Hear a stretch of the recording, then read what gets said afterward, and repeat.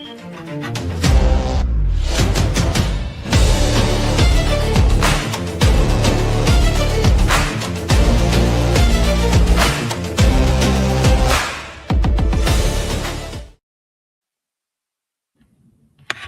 sports fans, good evening to everyone out there across the world. It don't matter if you're tuning in from a small box in a corner, don't matter if you're on a big screen, don't matter how big it is or how small. We appreciate you for tuning in. And I am here this evening as some of the guys will be getting out this crazy weather as they'll be coming in the studio as well with SEC Sean, who does such a great job with us with our NASCAR, bringing it to you, as well as that Texas high school flavor on the mix side with that. And I appreciate everything you do for us as well. And, bringing me up to date with the NASCAR. So, not to hold your introduction, how's it going this evening, SEC Sean? Good to see you in the building this evening as well. Oh, it's all good. Yeah, I like all ball. College football, you name it. If there's pretty much a ball involved or a puck, I'm pretty much involved with keeping up with it.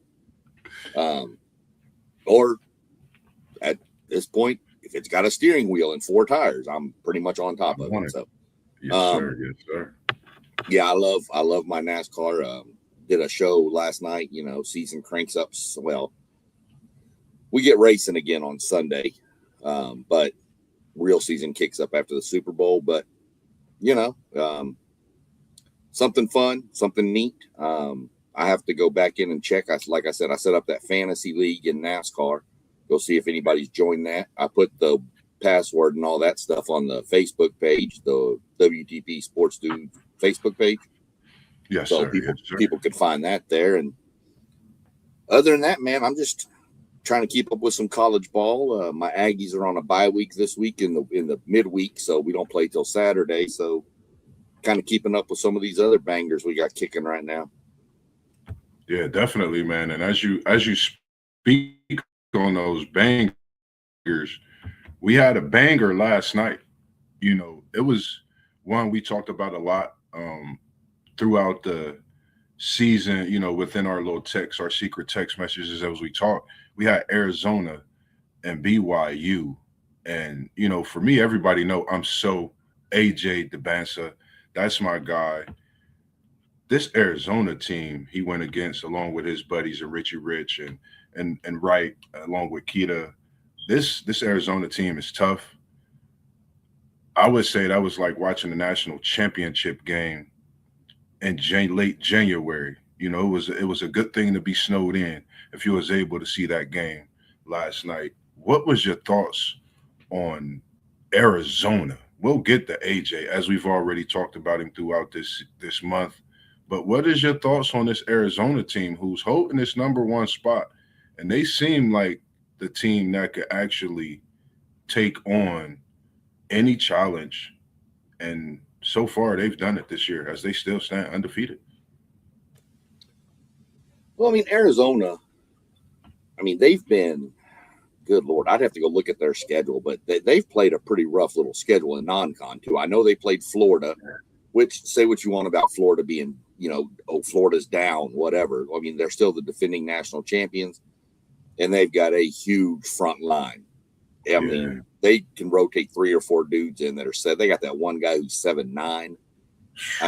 It's insane. So Arizona kind of is one of those teams that I think they can beat you in multiple ways. We talked about it during football season with Texas A&M. Unfortunately, it didn't end the way we wanted, but we talked about A&M in the middle of the season, how they can beat you in a shootout. They can beat you in a slugfest. They can come from, I feel the same with Arizona. There's no game they can't adjust to. If it's everybody's defense is lackluster, they're going to be, okay, we'll just have to score 100. If the defense is locked down, cool, we'll beat you 50-48, I don't see a big weakness with that Arizona team. That was probably the game of the year for sure so far. Yeah. There may be others that will beat it, but I'm going to tell you another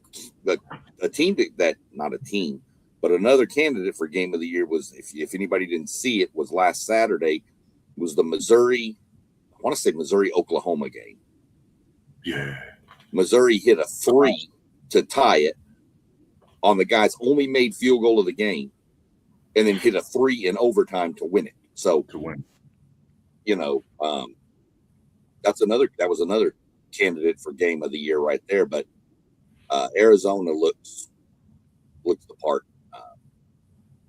They look really solid in all aspects that I see. Yeah, I totally agree. And, post game, his guys showed up in that second half. He was in a foul trouble early.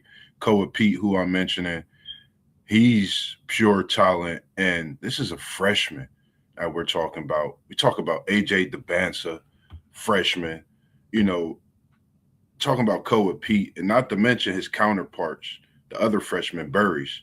But when you have that leadership in Bradley, the way this Arizona team coming at you in ways down low, they may be the strongest team in college basketball. The way they played down low, it was tough for BYU, and the way their defense played against opposing players as Richie Sanders, Robert Bright, and knowing what they bring to the table, locking in on the shooters and kind of letting AJ do what he do. This Arizona team is tough, and it's good to see you in here, Doug Jones, our man Doug. He said, "Good evening, my dudes." He said, "Nebraska looks nice. Dukes looks dominant at home as usual." He said, "I'm still on University of Houston, best coach, and that is Sampson. And Sampson has got them boys moving. And that Houston team, another great freshman. If anybody's not paying attention to, make sure you check out Fleming's foe. That boy is a monster. We seen what he did last week, but overall, this Big 12 right now, me and SEC Sean was talking about right before we came on. We think this Big 12 may be the best conference right now in college basketball this year. When you get freshmen like Flemings, you get Koa Pete, you get AJ, not to mention it's another I can't think of the guy. It's one over in I can't think of the school. I'm sorry. One I think of Baylor. It's another school, and just to see the improvement on this Big 12, and we got our guy coming in as you seen him jump in. I ain't gonna shake nothing. I'm gonna come right to you. Low post, mid post, high post game sports in the building, ladies and gentlemen. How's it going this evening, post game? Going well. How you doing, fellas? Man, feeling pretty good, man. Getting into this Big 12, Arizona BYU talk, college basketball on the men's side, and we freestyling today. We got so much more talk coming, and it's gonna hit them in different waves. But give us your thoughts on the team you picked number 1 weeks ago. Your main man, freshman phenom over there, Koa Pete, who got busy in the second half. Talk to us about this Arizona BYU banger in which we all was tuned in for last night. Yeah, Moss. I mean, my takeaways is that Arizona is just the best team in college basketball right now. AJ DeBansa may be the best player, but the best team is the Arizona Wildcats. And how do they get it done, man? Their defense is unbelievable. They can hurt you in scoring in a multitude of ways. They have everything. I don't think this team really has a weakness. It maybe if you want to nitpick, you would say 3-point shooting, but you really have to nitpick to say that. I mean, the guy Burries, man. I believe the other kid Bradley. This this team is unbelievable, man, and they proved a lot to me last night, beating a hungry BYU team who's going to be in play when it comes to March Madness, in my opinion. So Arizona, just simply the best team in college basketball, bro. I agree. And they went to a tough environment. We know what Provo is like in the football world, but now in this basketball world, it's just the same at home. If you haven't watched any of them BYU home games, their crowd is crazy. Having AJ and for Arizona to come in, like you said, man, who cares about the three ball when you're getting it done the old fashion way, and they get the three ball with and ones. And that's one thing about this Arizona team. They come at you in waves, like you said. You got Bradley, you got Burries, you got Koa Pete, not to mention the 7-footer they have. It's crazy work that this team really has in Arizona. And like you said, I think we all can agree that they are the best team in college basketball right now. And SEC Sean, he's talking to Doug, and he said he liked Houston.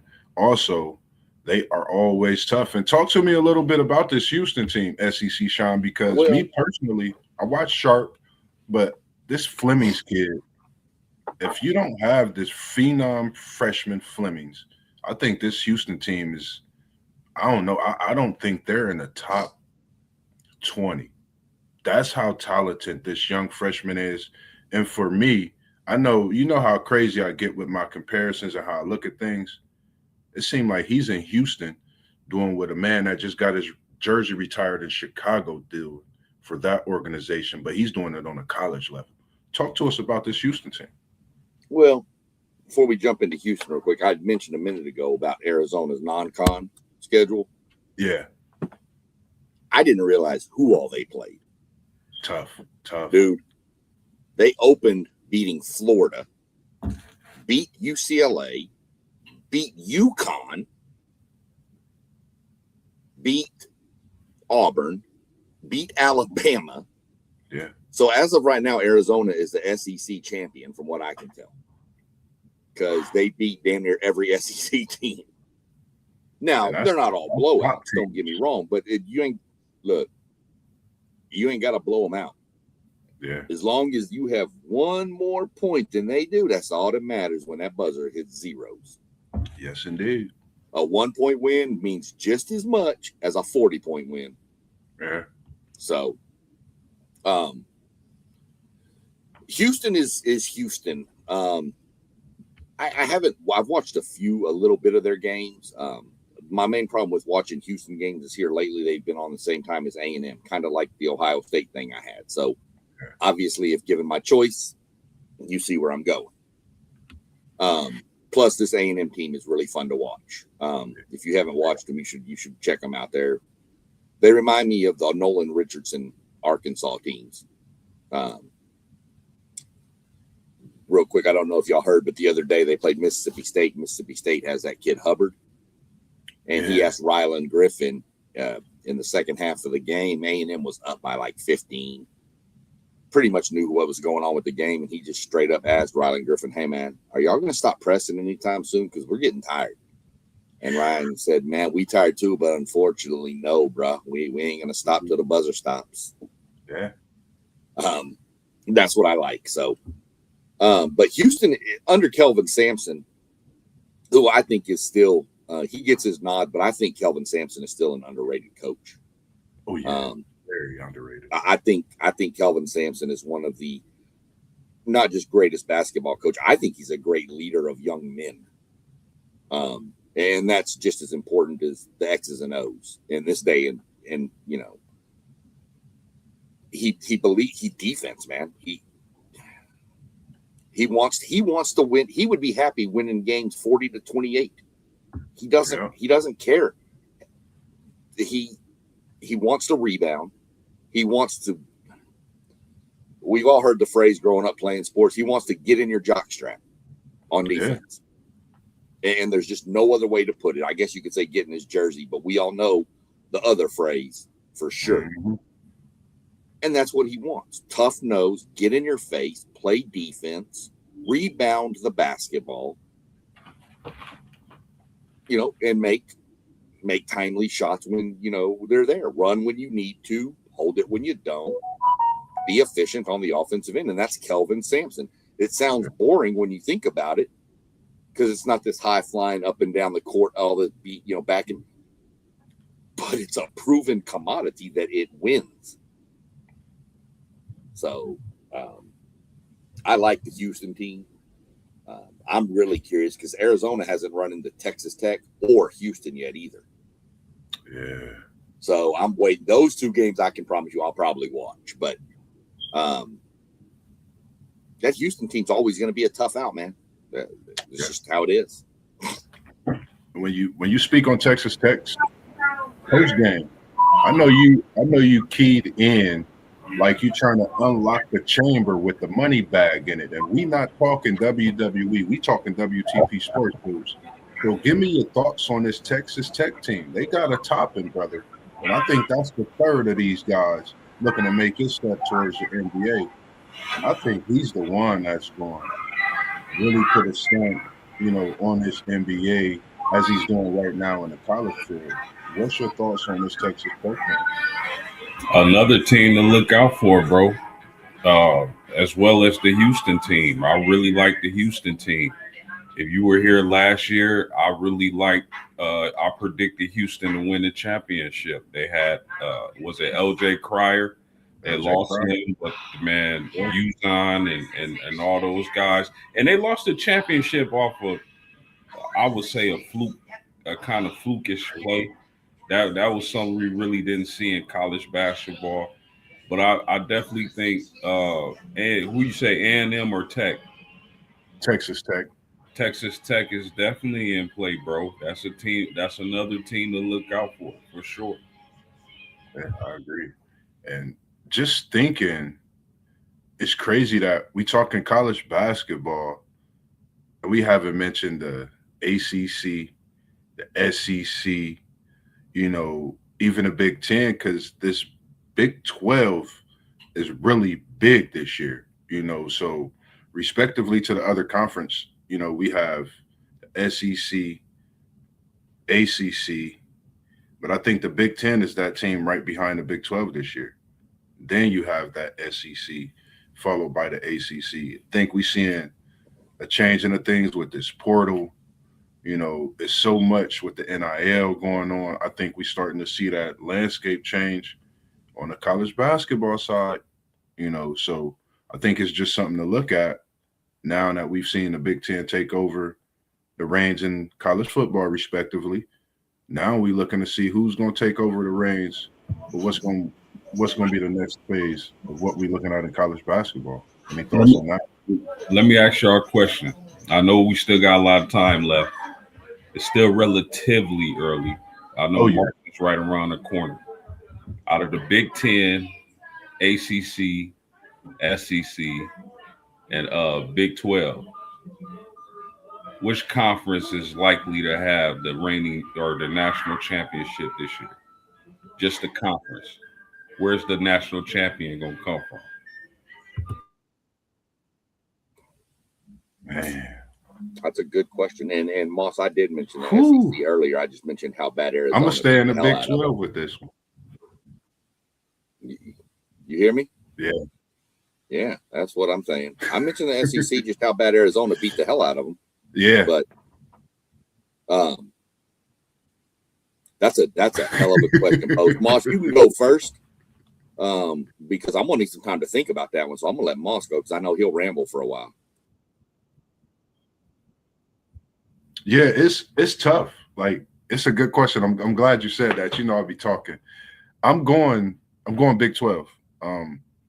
Just I felt that was a national championship type atmosphere, type game yesterday. Even though it was in Provo, I'm a big BYU fan this year. I'm BYU from here on out. I switched.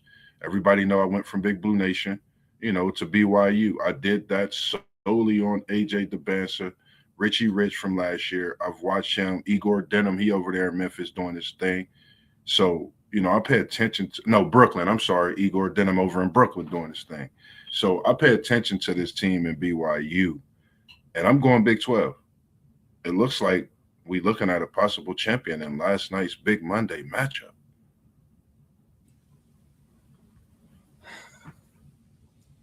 I think the Big 12 would definitely. I mean, the two conferences that if you made me choose today, I'd probably have to go with the Big 12. The Big 10's a close second to me, very, very close. But I think the Big 12 potentially has a couple more caliber with when you start throwing in Arizona, Iowa State, Tech, Houston, BYU.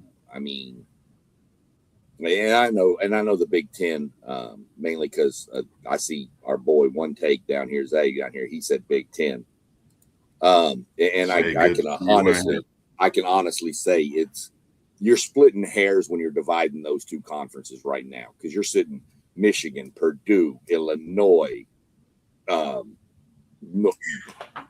Nebraska. I mean, so you're splitting That Big hairs Ten. with who's first, but I think Arizona is a little bit better than all of those. So I'd give the nod to the Big 12. Now, I'll say this. If the bracket fell right, I could see you having, and it's a long shot, but it wouldn't, if this fell out, it wouldn't happen. It wouldn't surprise me if you had all Power Four conferences with a representative in the Final Four. I could see a Florida team getting hot and making it. I could see Duke. I could see Arizona. I could see a Nebraska, Michigan. I could see something along those lines. It wouldn't surprise me if that happened. It's a long shot for that to even happen, but it wouldn't surprise me. Yeah, Got City League TV in the book. What else, City League? I mean, fellas, the question is easy for myself because the best team resides in the Big 12. I don't think Arizona is going to see a better player for the rest of the season outside of Devansa. They held him to like 6 for 24 shooting. Crazy. This team is built correctly. Listen, every basketball coach need to get their pen and pad and take notes when it comes to this Arizona team. Length, toughness, rebounding, shot blocking, guard play, big shot guard play, perimeter defense, interior defense, good coaching. This team has it all. I'm not betting against Arizona for the rest of them. They might go undefeated to a championship. That's how much I like this team. And that's no disrespect. There's a lot of elite teams across the country. But for my money, I'm sticking with Arizona. I got a good question on that. But before we get to that, we got to welcome the man that put us all together. WTP for life. We got Unc in the building. We not worried about his arrival being late. He could be an hour late. He put us together for us to do what we're doing. How's it going this evening? Are you out of that weather and cooling off now? Man, I'm out of that weather. I had to drop my grandson back off, man. And listen, I don't wish that kind of weather on nobody, man. It is cold out there, cold out there, cold out there. Yes, indeed.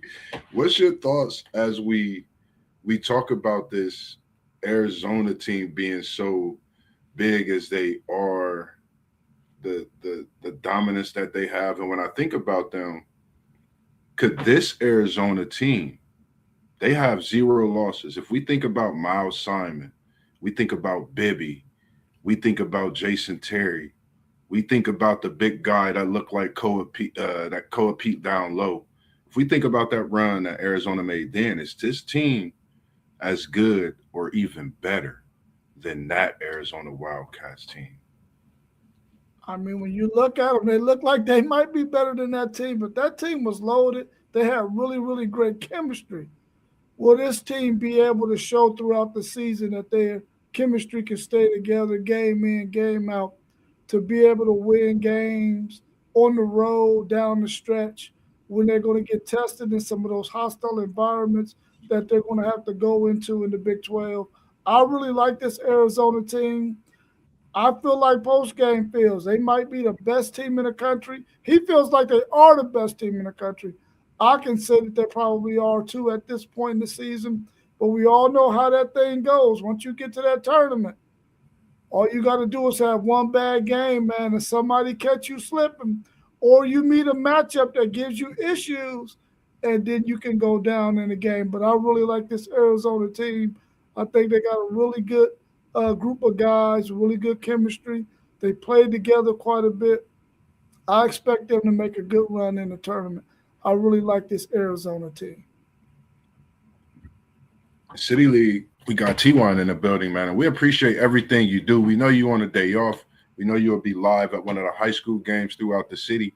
And he chimed in with a great question. And he said, is anybody looking at little old Nebraska out of the Big Ten? Anybody got thoughts on this Nebraska team who's sitting undefeated, top of the Big Ten, transfer portal, NIL? Is that paving the way? I'm going to tell you, Nebraska, my take on them is, and this reminds me firsthand, I was watching it before we got on today, watching some of them in Michigan play. This Nebraska team reminds me of that little annoying Penn State team from a couple years ago. I think it was Penn State that just kept shooting threes all day long. And they literally, in the tournament, A&M was favored by like 14 over them, and Penn State blew them out. It wasn't even funny. They hit like 30 damn threes, I think, in the first 2 minutes of the game. It was insane. And that's what this Nebraska team reminds me of when I was watching them. They just run up the court, pass it a couple times, shoot a three. A&M plays that kind of style now, up tempo, just looking for shots. But that Nebraska team looks pretty good. I'm not going to lie. And if their shots, now the problem with that is if your shots aren't falling, can you supplant and do other things? That's the trick. But so that's my thought on Nebraska, but that's who they remind me of. Yeah, I totally agree with you, and I like this Nebraska team as well. The difference between Nebraska and Arizona, in my opinion, if you look at their schedules, I think Arizona by far has had the tougher road. Now, that's no knock on the Big Ten. There's some really good ball clubs in the Big Ten. But Arizona's non-conference play was brutal, and they came out undefeated.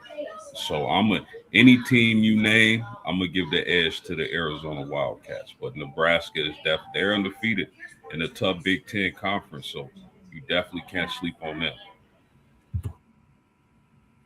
Yeah, to sort of go the opposite direction of what my man postgame just said about Nebraska. Even though they haven't played as much competition, maybe so far as Arizona has played, they're in the Big Ten where they're going to play some really, really good competition, which is going to really, really prepare them for the tournament. And I think that they can make a really good run. But like my man SEC Sean said, you got to knock down those threes and be consistent at it. You can run into a team who can guard the perimeter really, really well, and they'll mess around and pop you. So if Nebraska can knock down their threes and play the style of play they want to play without it being hindered by some really good perimeter defenders, then they can be in good shape. But I think that they're a really good team. They're playing in a really good conference. They'll be a really good test. And I think there'll be a really good team going down the stretch in the tournament, possibly to make the Sweet 16. I think it's a good thing we're talking about them because I was wondering, and I checked everything. They're in the game right now at the big house, and they're only up by 4 on Michigan. They shooting 50% from deep, and I think as you live by it, we already know the rest. So I think this team is a great team to watch. I think they made for March Madness because if they miss some shots, they're going to start knocking them down at some point. I think they're a scary team. We're not used to seeing them this high in the rankings. They're doing what they're doing out of straight great coaching, not only coaching, but they play together as a team. So when you're playing together as a team and you shooting the 3-ball consistently, I think that only shows by what you do. And you're in the top 5 battle and you're up against a great Michigan team. And they could go and be another team that's undefeated as we open up tomorrow's newspaper, turn on our phones and get on ESPN to see what's going on. So just some things to look at when we talk about this Nebraska team moving forward through the rest of the season. The next We got a question in here from Doug. He said, "What about Miami of Ohio? Who do they got on that squad?" Talking about the Red Hawks. Did they change their name? The I other mean, Miami of Ohio is undefeated, but they play absolutely nobody. So, I mean, I that doesn't mean they can't get in the tournament and make some noise. We've seen that plenty of times throughout our lives. But I mean, there's so many great teams out there. I know Miami of Ohio is undefeated, but to be honest, I'm not really looking at them right now.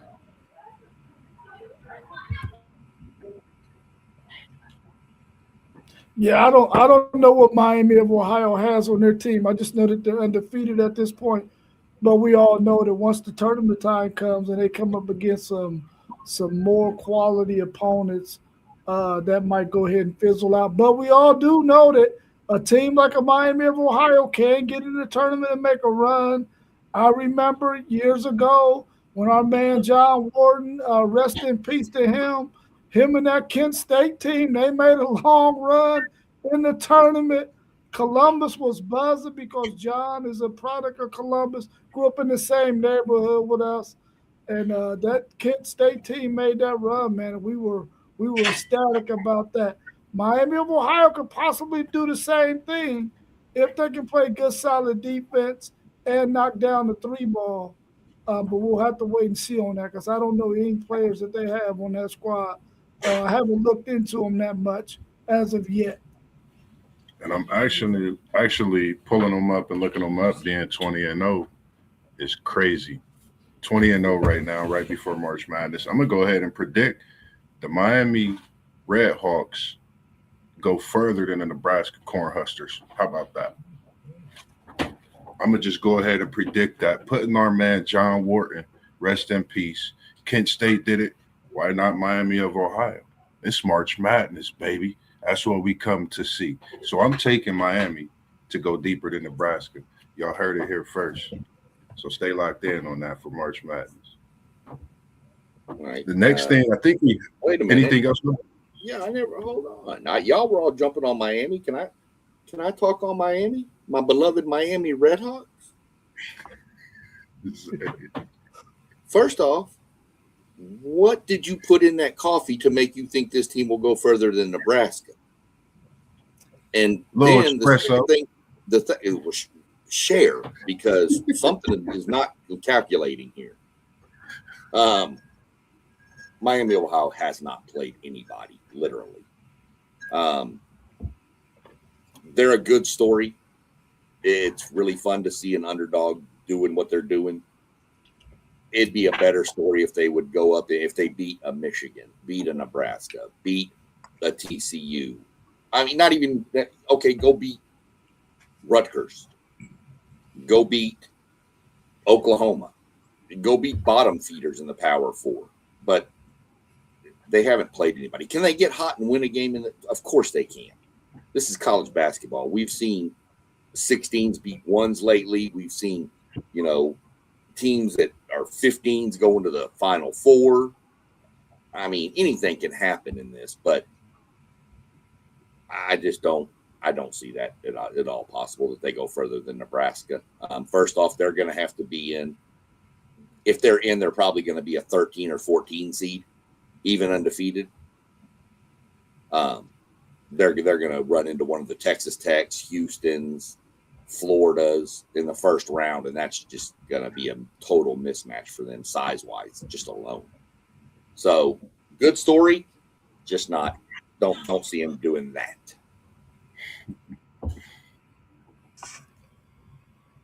Got comments coming in. Zay said, Moss, I just realized you're the only one that don't got no gray in your hair. Zay, you can't see it, but up close, there's some gray in the beard. Got T1 live saying Moss is crazy. And then we got Doug chiming in, and we appreciate you tuning in and joining in with us as well, Doug. I believe the Redhawks have a running record against the spread. Definitely look out. like that, dog. We gonna switch sides for a minute. Have anybody heard the big news about Mr. Sheduer Sanders' Pro Bowl appearance coming this season? I think it's a great thing. Anybody want to elaborate? Give us some thoughts, some talks on this one here. I know it's surprising for a few, but hey, regardless of how it is, I think it's great, not only for him, but I just think it's great for football moving forward.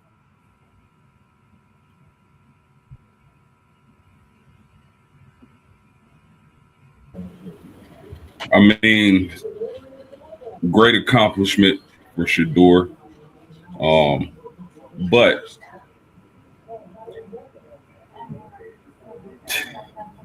all the quarterbacks, like they couldn't find a different. Like I'm happy for Sheduer, and this is going to be a great experience for him. Another feather in his cap, but I almost feel like the NFL is using his popularity to bring views to the Pro Bowl because we all know nobody watches the Pro Bowl. So it just makes me wonder if the NFL gave him the invite, the golden ticket to the Pro Bowl just so they can get their views up. Because I mean, I like Shador, but I wouldn't have predicted him being a Pro Bowler after year one.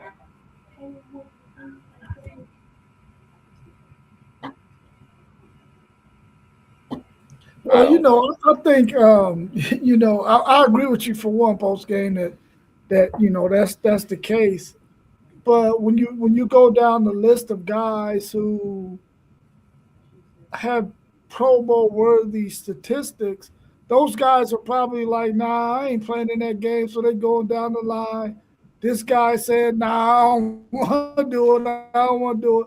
Then you get to Shedeur Sanders, and it's really brilliant. I mean, he has a following, he has an attraction. So if I'm the NFL, I would definitely be like, hey, Shedeur, won't you play in this game, bro? Because listen, we need some viewers.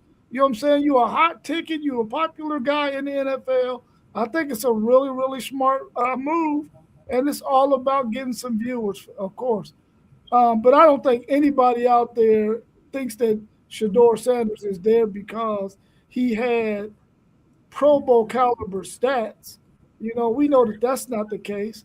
But I like the fact that he's going to get a chance to go and be a part of it and be around some of the game's best players, being able to, see what it's like to be a professional. Not that he's not acting like a professional, but it's just good to be around the guys from other teams, other organizations, just to learn a little bit more about how the NFL works. So I'm happy for him. But I don't see why people are making a big old fuss about it as if the NFL picked him because he had playoff caliber stats. He's a hot item in the NFL, so you better put him out front and get you some viewers. Yeah. Doesn't really matter to me. I mean, it's the Pro Bowl. Yeah. I mean, nobody watches this thing. Yeah. Let's be realistic. I mean, it's he's in probably because somebody backed out. It's nothing taken away from Shedeur. Okay, he didn't have Pro Bowl numbers this year. Let's be real as a quarterback. Again, I'm not taking anything away from him. I think he has a chance to be a really good quarterback in this league. Pro Bowl in your first year, somebody else opted out. Something's going on. It is what it is. Again, maybe it'll get some more people tuned in because it is Shedeur Sanders. Maybe that's what they're hoping. Who knows? But it doesn't really matter to me, for my opinion. Whatever. Do they even tackle in the Pro Bowl anymore? Well, do they play defense in the NBA All-Star game? Right. No, right. I think the only All-Star game that they actually play in is the baseball All-Star game. NHL. No, that's turned into a 3-on-3 tournament now. It's not even a real hockey game.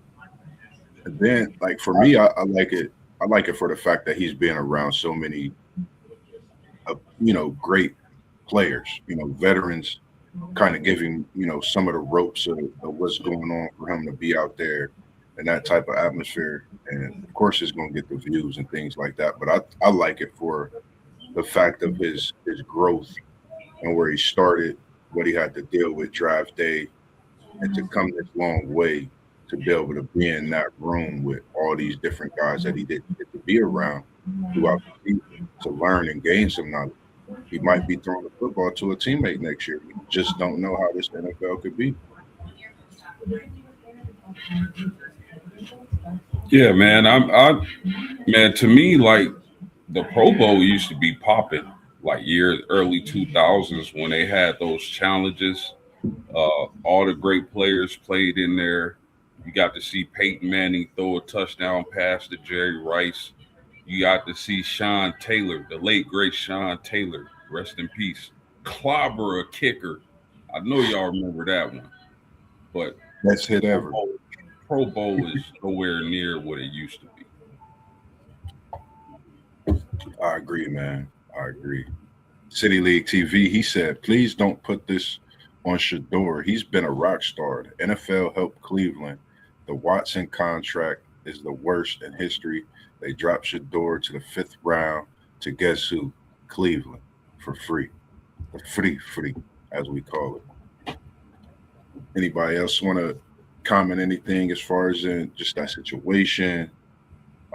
We appreciate Parlay Poe, City League TV, and One Take Zay. Make sure y'all go follow those guys on their respective channels as well as the channels you see scrolling across at the bottom.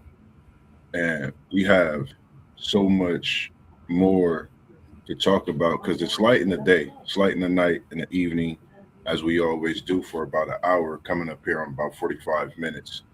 Anything outside of this All-Star, what's your thoughts on that? The All-Star that we have coming in, with the way they selecting, got Ant-Man that didn't make the All-Star team, which is crazy to me.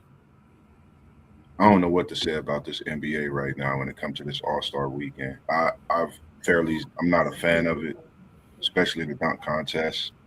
I don't know what's going on. Any thoughts on this All-Star? Garbage. That's what it's turned out to be. Garbage. That's 3 bags. Man, Moss. Back in the day, it was East versus West. Of course they joked around, laughed around, had they fun. But come that fourth quarter, when the game was on the line, Ball game. the best of the best players in the world competed and were competitive. And we don't see that anymore. These stupid formats, man. What are they doing? Team LeBron versus Team Giannis, Team Curry versus Team LeBron, Americans versus the world. Man, stop it. Easy. Kobe rolling over in his grave right now. Man, he probably doing backflips. But man, listen, East versus West. I don't know if it's just this generation of players. They're not as competitive as the guys we saw. I know as the guys I saw growing up, they missing something, man. This is not. I don't get excited about the All-Star game anymore. I used to want to see Tracy McGrady and Kobe Bryant go at it. Vince Carter, Ray Allen go at it. Kobe versus Bron, even though Bron waved the white flag, Rob. You can't deny that. You can't deny that, my guy. But it's just not the same, man. I'm not excited. I used to couldn't wait for All-Star game weekend. Now it's just like whatever. I'm looking for the nearest college basketball. 100%. You go back in the day, and I'm not talking the 1950s. There's some of those All-Star games in the 90s that never hit 100. And you're talking the Jordans, the Birds, the Magics. These teams weren't even scoring 100 points because they played defense against each other. They wanted to win this game. Now, what does it matter? There's no there's no rivals between the two conferences anymore because you got players from all over conferences playing on opposite teams with each other. You don't have Michael, Scotty, Dennis Rodman, Reggie Miller, name some, who AI. You ain't got none of them on a team together. You would have Michael on one team and Scotty on another. What are we doing? What happened to East versus West? You want to break it up into more and make it more of a tournament style? Fine. There's 2 divisions in each conference, right? An all-star team from each division. You want to do something different than East versus West. There you go. Make an all-star team from each division and have a tournament. I don't know. That's just, I agree with post game. I like the old style. I don't even care. I can't even tell you when the NBA All-Star game is. I used to be able to have it circled on my calendar. The dunk contest was this night. The 3-point shooting contest, all that was right here. Then we went over and we played the game. Yeah, I don't even know when it is anymore. Yeah, nor do I care to even go look it up.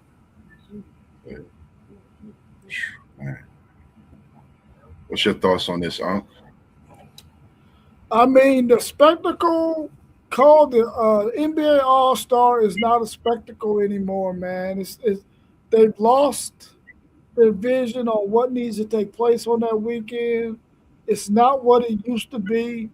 I know they're trying to figure some things out, but I think the reason why they haven't been able to figure things out is because the players of today are not of the same mindset that the players of yesterday had. So it's going to be hard for them to come up with any kind of activities, any kind of anything to make the All-Star weekend what it used to be, man, because the players don't have the same kind of buy-in to it like they had back in the days. You know what I'm saying?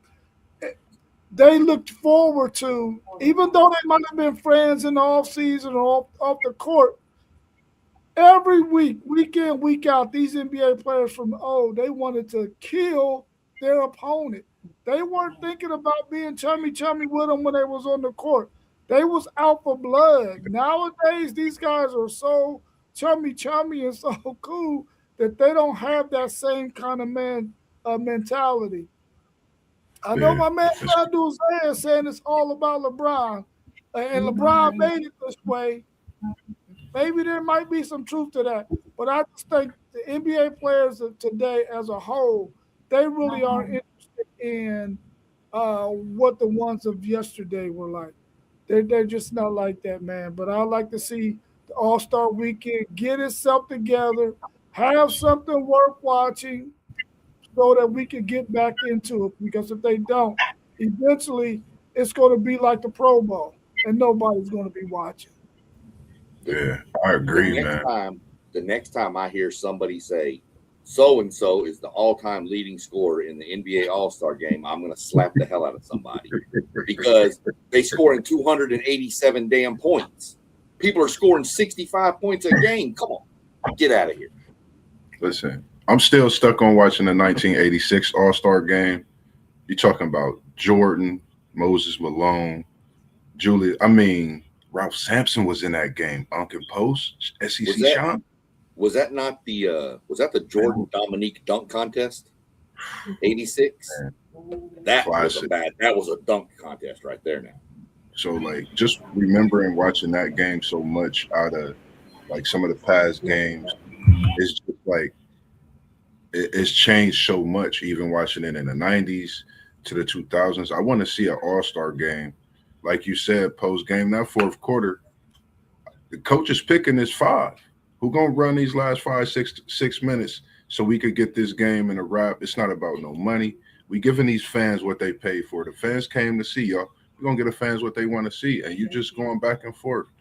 And me as an athlete, I would love to be in an all-star game, any kind. It don't matter if it's a rec center all-star game. I'm coming out and I'm giving the fans a show. And we did that for staff basketball games. Me and Unc played in at St. Stephen's. I never really dunked in basketball games. That was the big thing, and when I got my first dunk, the kids was going crazy. They still talk about it. And I kind of shocked myself in that dunk because I took off and dunked on one of the kids. But respectively, he was of age and, they was talking. So, outside of that, it's just I wish we could get back to that competitive nature with this All-Star game. The late, great Mamba, Zay, I feel you on that, man. He definitely brought that energy to it, man. Rest in peace. And we appreciate what he left the game and what he done with the game and how he still my GOAT, number 2 behind MJ. And then Brian is 3. Sorry, Oh no, that's cool. Did I hear y'all say that Anthony Edwards did not make the All-Star game? If I'm correct, I believe my boy didn't make that All-Star. Is that because of the fans voting, or how is that determined now? Do they still go off of fan votes? I haven't even looked how they do the voting and shit. Like, it's the All-Star game is not even. I care less about the NBA All-Star game. I look to March Madness, and that's a month after the All-Star game, which is crazy. I think they select the NBA players now by whoever can collect the most box tops from cereal boxes. Bro, you hilarious. Bro, no, he not a starter, but he a reserve. Okay. Reserve, okay. That's what I was looking. I had to look it up, but he should be a starter.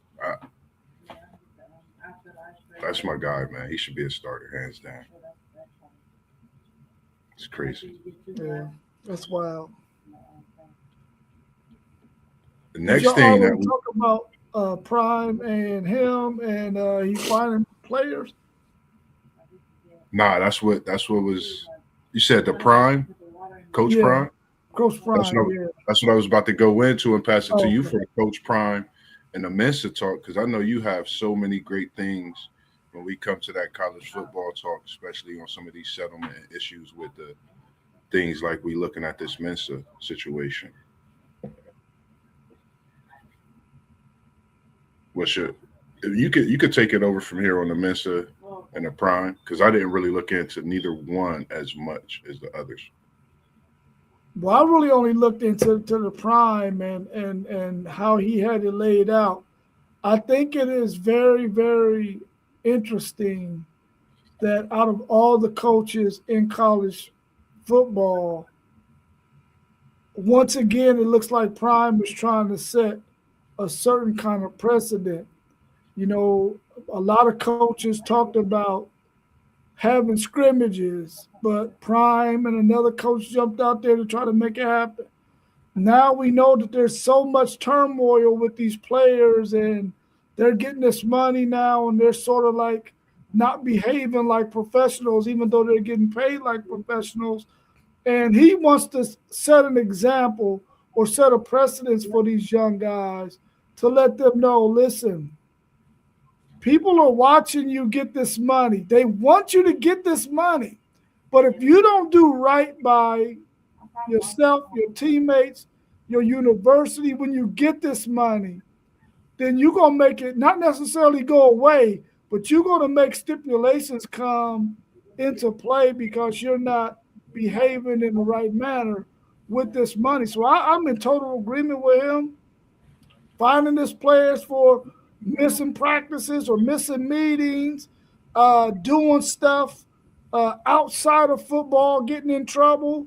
I mean, we hear every year about these players on these high-profile teams doing boneheaded stuff, getting in trouble, and you hear about them getting their one-game suspension or whatever they get. Start taking some of that bread from them, maybe they might start behaving in the manner in which they need to be behaving with this money. And I think him being a trailblazer for this is a really, really good thing because he's a well-respected coach by many of the coaches in college football and many other players. So I applaud him for jumping out front, wanting to get this thing under control with these young people, man, so that they understand and listen. Something more comes with this money than just playing football or playing basketball or whatever sport you play. Yeah. I mean, he runs a tight ship.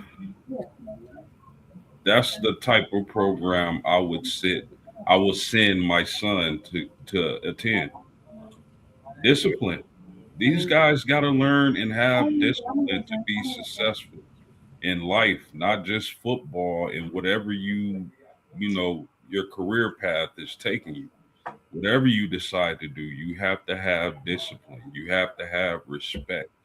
And I'm here for it. I applaud Coach Prime, as Rob just said. And if they mess up, hit them where it hurts, and that's the pocket. So kudos to Coach Prime and the way he's running that football program. Discipline. Look, these players want to be paid like a CEO. Well, there comes accountability with being a CEO. Any job, there's accountability you have to be for. If I show up late every day to work, eventually I'm probably not going to have to worry about showing up late to work. So, those kind of things, these kids need to understand. $500 being late, whatever, that's fine. But there's a few coaches I would send my kid to play for. I can tell you point blank, there was one of the greatest, probably the greatest head coach of all time. I know for a fact pissed off a few families in Houston, Texas, because of the way he acted towards the mom of the family. And yes, the greatest college football coach of all time is who that is. So, I would send my kid to play for a coach like Sheduer, a coach like, I think Mike Elko runs a tight ship. A Freeman runs a good ship up there. Ryan Day, I think, runs a good ship. Those kind of guys. I would send my kid to go play for Georgia if I wanted my kid to learn how to race in NASCAR. Because apparently when you go to Georgia, you learn how to drive 197 miles an hour everywhere. So, but that's here nor there. But yeah, I agree with it. I think every college needs to do it. I don't even like $500. I want a percentage. You making $1 million a year, every time you're late, I get 1%. Yeah. I think we totally gonna see the Prime effect. We've seen it from when he first came into the college football world. What he's doing is going to be effective, not just for his university and for his players. He's upholding student athlete. That's what we can't forget. Student athlete. That's something I think when you put this money in the air, everybody forgets. They see the green dollars. They see the Benjamin Franklins and whatever else. I'm still kids. They still got to be a student. They got to learn before they start life. Some of these students and kids, as we could say, are just at the point to where they're starting to understand life in college. And if you throw them money to tell them to do whatever with no discipline, guess what they're gonna do with that money? Go waste it, and who knows what else. So what Coach Prime is doing, kudos to you. Kudos to you, and kudos to you. Keep doing it because we need more like you, Coach. We definitely need more like you. And if you are doing it, we applaud you straight up from here to every place that you are, every building and every chair that you sit in, and every student athlete that you have. That's what we long for. I coach myself, I assist with it, and I push the kids. If you're not doing what you're supposed to do in the classroom, you can still come to practice, but you're still not going to play. Because it's only going to give you that discipline that coach cares because he wants me to come and practice, but he's still disciplining me for the mistake that I made. Hold them accountable. If we hold them accountable, you'll see the growth in them. And that's just our opinions. That's just how we see things. And you know what's crazy? He put in a rule for the students not to wear their previous team's gear. Like, I only thought that would be common sense. Like if I'm at a university, if let's just say I transferred to IU from Tennessee, no way on earth I'm gonna be sitting in the lounge, cafeteria, student athletic center, class in Tennessee gear, and I'm at IU. Bro, that's crazy that he had to incorporate that rule. I just thought it was common sense.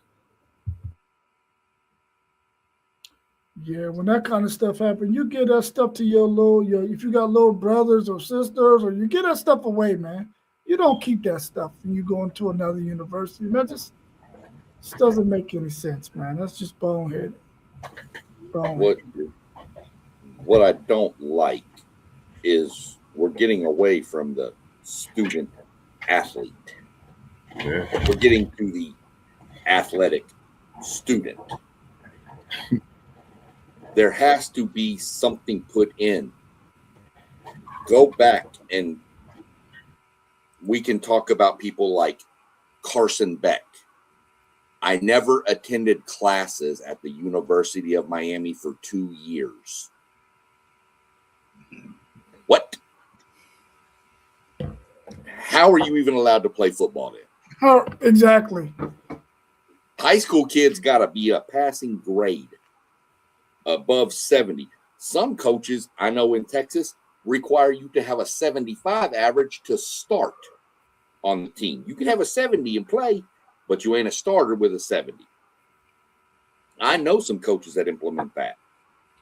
These guys are getting $4 million to go hang out in South Beach and play some football 16 weeks out of the year if you make the national championship game. What, something's not right here. Plus, they're getting a scholarship to go to school for free. And you're still not doing that. All you're doing is playing ball.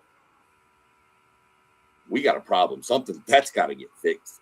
You should have to maintain at least a passing GPA, a 2.0, 1, whatever. You should have to maintain a passing grade. It's not that hard if you take PE, golf,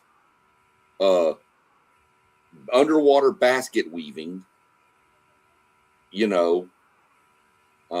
how to knit a cat out of yarn. I don't care what class you take. Take something. When I went to college, there was a class called movies. You know what we did? We watched movies and we broke them down. You know how hard that class was? Brutal to get me to go with a bag of popcorn and watch a movie. Get out of here.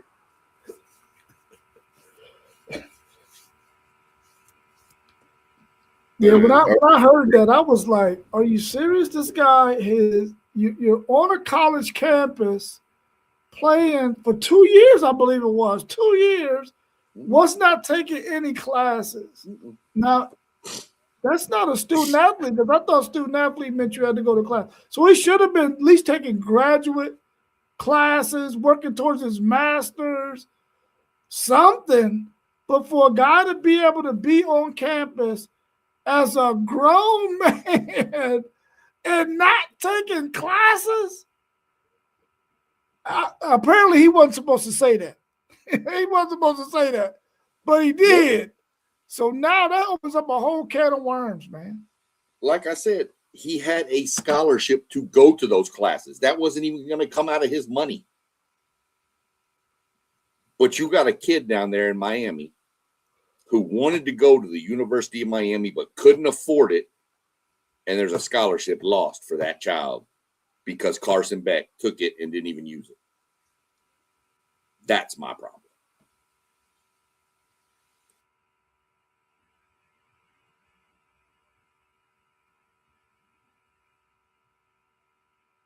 The last thing we'll be talking about this evening, unless anybody have anything else, was one of the biggest things that we've seen late in the transfer portal is Mensa. It's reported that he's going to the Hurricanes. Believe all this craziness that's going on with his settlement. Anybody want to tap into this Darren Mensa saga, as we call things like this? And we seen it with Nico, not the same situation, but just seeing these things with this NIL is something, with this transfer portal. And we always feel that they have to get a stranglehold to it, because we're going to keep seeing situations like this arise year after year, and it's going to drag out things. And you never know who's involved and who's not involved and what it's bringing out, on the side of the university. So just something to look at. Any thoughts on this one for anyone? Yeah, I mean, I feel bad for Duke because they probably missed the opportunity to get a backup plan at quarterback with Mensa leaving.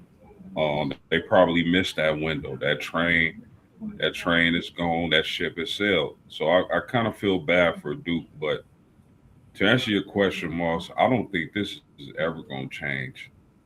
Uh, Not anytime soon. As much as I hate to say it, because the NCAA, are we relying on them to make the changes that needs to be made so we don't see situations like this where kids don't have to honor their contracts?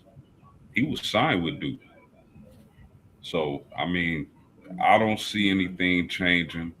Uh, I I just don't. I don't have faith in the NCAA. Mhm. Man, Well, if I'm a college football coach, this the kind of stuff that makes me say to myself, I'm going to coach in the NFL because this crazy mess that happens in college football now, and I understand NIL is relatively new. It's what, about 4 years old? But man, come on, man. Some kind of rules, laws, policies should be in place by now because we've seen enough of a sample size that this should not be happening. And we all know that the NCAA doesn't want to do anything because they're afraid to get sued. You got warehouses full of money. Who gives a shit if you get sued? You got plenty money. You can outlast anybody who wants to take you to court. Something has to happen. And I'm tired of these commissioners, coaches, NCAA. Everybody is kicking the freaking can down the street. Stop kicking the can down the street. Pick it up and do something about the freaking can that's in the street. Because we know what's the can. We know what the can is that's in the street. This college football thing is off the chain. Mensa and Miami should both be dealing with a consequence right now because now Duke has to miss out on something that they did everything they were supposed to do to have him. They signed him to an astronomical amount of money. He was committed to them. And then in the 11th hour, somebody like Miami can offer him more money and he jumps in the portal. Somebody need to be getting penalized for that. Mensa and Miami, because that shouldn't be happening. And it's still continuing with other schools doing the same thing, trying to get these players to jump in the portal so that they can get them. And players not even of the same caliber as Darian Mensa. Something has to give, man. College football has got to get this thing together. Otherwise, like I said earlier, if I'm a coach coaching college football, I'm going somewhere where they got some rules, some laws, some policies, some regulation, man, because I can't deal in the wild, wild west, bro. um, real quick, Parlay, our Poe posted that Duke is suing him. They were going to. It broke earlier today that they've reached a settlement. So he's free to go. But they were going to sue for that. But they've reached a settlement, whether he gave money back, whatever. I don't know the settlement details. Didn't look into it. Just saw they reached a settlement. He's free to go where he wants now. Somebody is paying the consequence for this too, Robert, just so you know. It's called Duke Blue Devil fans. Yeah. I don't know. To me, Duke comes out looking really soft in this. Oregon was willing to fight more. Duke looked like they were, and then they weren't. If you have a signed contract, you're that's a legally binding document. So, unless you're underage forging your parents' name, that document is legally binding in a court of law that this is what you said you signed your name to. Now, what would he have done? I don't know. Said he was going to sit out in a red shirt and not even play? I don't know. But it's out of hand. It's way, way out of hand. There's got to be contracts in place from now moving forward. This has got to stop. This is getting out of hand. I'm a big A&M guy, Robert. You're a big Tex guy, Florida State, Notre Dame. We can probably name a good amount of people on our squads. But 15 years ago, I could have probably damn near named you everybody on the A&M squad. Yeah. It's crazy. And I could tell you on January 27th, I could tell you who our starting 11 on both sides of the ball were going to be come the start of next year, or the start of this year's football. I don't even know who the hell's going to be on the team anymore. Right. It's so crazy. I don't know if our mascot is going to get up and leave and say, I'm going somewhere else. I don't know. It's just gotten out of hand. I love college football. I will always watch college football. But I'm getting to where I used to, recruiting day, signing day, first Wednesday in February. I used to take the damn day off to watch that. Now, I don't even care because that kid ain't going to be here next year anyway. So, there has to be something done. And I don't know what the right answer. I mean, I have my answers. I think we've all kind of discussed this, and I think we all kind of agree with some of the answers. But again, we're just a bunch of dudes talking balls, so nobody's going to listen to us. I hope they listen to us and subscribe and like and all that, but the powers that be ain't going to listen to us. As SEC Sean said, make sure you like, subscribe. You see all the channels down low, scrolling over. You see us up top. Make sure you tap that like button, tap that subscribe button, put them notifications on, get them bells ringing, because we're coming through every day of the week. We're going to start to upload more, bring more posts for you, and drop more shorts for you as we always do, and come out with a lot more videos. As you've seen lately, we're getting a lot more videos out to you. So we definitely appreciate all those that's tuned in and watching us on a daily, even throughout the week. If you don't get a chance to watch us live when you are tuning into us, we appreciate that as well. And at this point, we're coming well over that hour that we always try to embark on and keep dishing out flavor to the people. Is there anything anyone has to talk about before we get out of here? Just a couple quick things real quick. You got you dead on. Be sure you pull a Happy Gilmore on them like and subscribe buttons. Just tap it in. Give it a little tappy tap. And it'll work. That's for all you old people that love Happy Gilmore. So I like it too. You're old too. I ain't talking about Happy Gilmore 2. I'm talking about the original. So I'll give a quick shout out to Poe here real quick. He I had mentioned this on one of my NASCAR broadcasts about this show on FS1, The Rising, following 3 of the young NASCAR up and comers. He said he's been tuning in, watching it.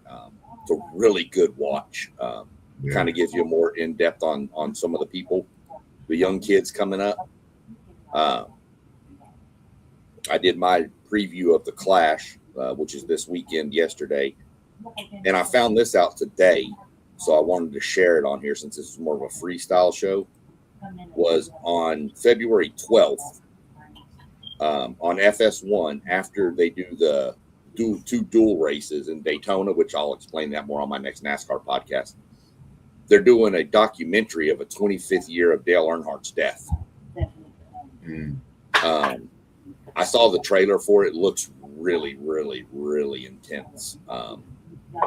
Bunch of drivers and stuff, interviews talking about how they felt, how they dealt with it. Some were rookies when it happened. Some were older veterans. Just the whole kind of spectrum of stuff. The one thing I was really upset with is I didn't see Kevin Harvick's name on it. And I was really hoping he'd be in it because he's the one who took over that car when he died. So, but that's going to be a pretty good watch. I'll give more info on it as I get it on my NASCAR podcasts and updates and reminders on it. Just looks like a really good show.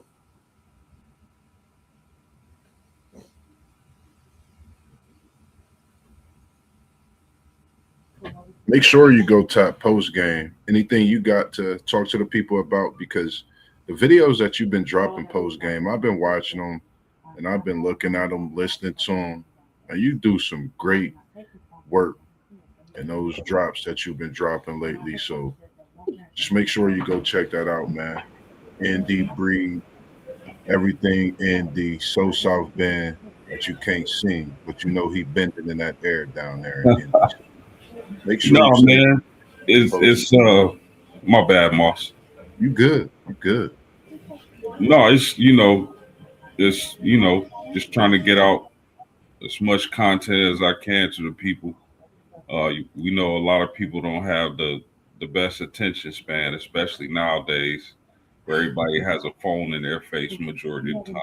So, I try to cut it up, so that people can check out the segments, man. It's great content.